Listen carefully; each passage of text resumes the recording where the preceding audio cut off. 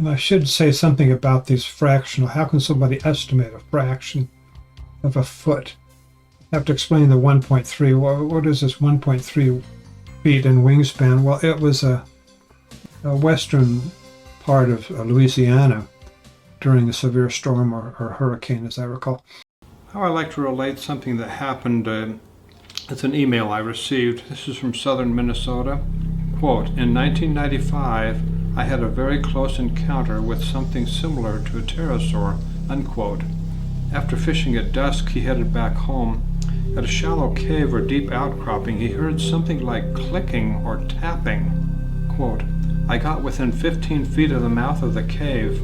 I see this beautiful burgundy-colored thing standing near the opening. It was smooth with no feathers and a large horn out the back of its head. I could see that as it was pulling meat off a fish, its beak was making the tapping noise I heard. I, being a complete idiot, decided to see how close I could get to it. It turned around and stared right at me.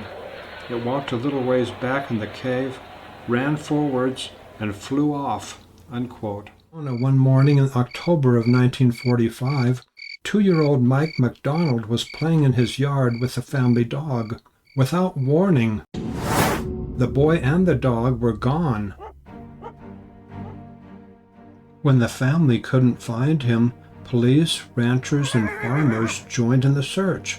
The next morning, Joe Mazie and the 2-year-old's father, Ed McDonald, were on horseback searching an area 15 miles from where the boy disappeared.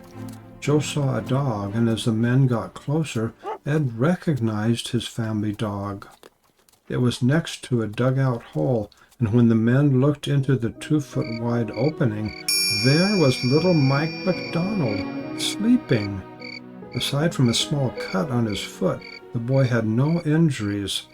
What a relief! What happened?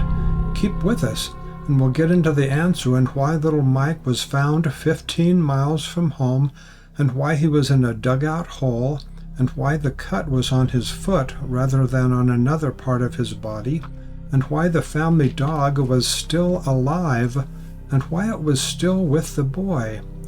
Before getting into all those answers, however, we need to see how 2 other children escaped injury and what kind of animal put them in danger.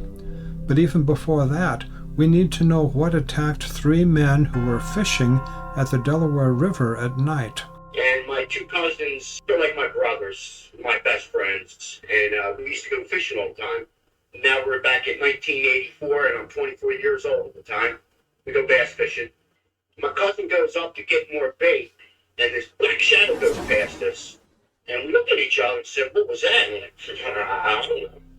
All of a sudden, that black shadow comes straight down on top of us, very prehistoric. The only thing I can tell you is that it was a pterodactyl and there was nothing else. We were like looking at it and it come down on top of us. So we had our fishing rods, 70-foot fishing rods, and we started whacking at it. And it would come down and try to pick us up with its talons. It would come up to like 15, 20 foot just out of the reach of our ugly stick and just hover there flat. And then it would come down, and when it came down, it would open its claws up and try to like come and pick us up. And when it came down at us, we would hit it, and we would hit it like the lower body and at its feet.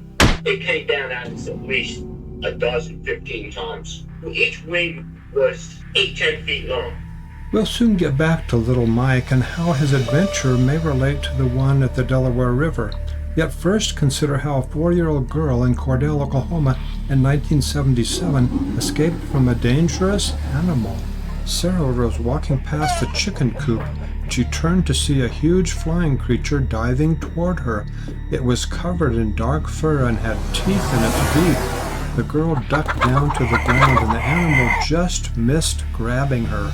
In 2021, she reported the encounter to a cryptozoologist and said, quote, "They will need to rewrite the books because if it is extinct, then it happened after 1977, unquote. Now we get to Huntsville, Texas, with a frightening encounter in about early 2017. In the words of the grandmother, quote, "My grandchild was outside playing just before dark. This giant bird with no feathers tried to take him. I grabbed him and ran inside. It's been 3 years. I never mentioned it before. I thought no one would believe it," unquote. Could the 2-year-old in southern Arizona in 1945 have been carried away by a flying creature similar to the ones described by the eyewitnesses in other areas of the United States? After we look at the details in the rescue of little Mike McDonald, perhaps there is no explanation that would satisfy most persons. A human predator could have carried him away, but remember that the family dog seems to have followed the boy for at least 15 miles. Why would a human predator be unable to lose that dog? And why would he put the boy into a dugout hole 15 miles away?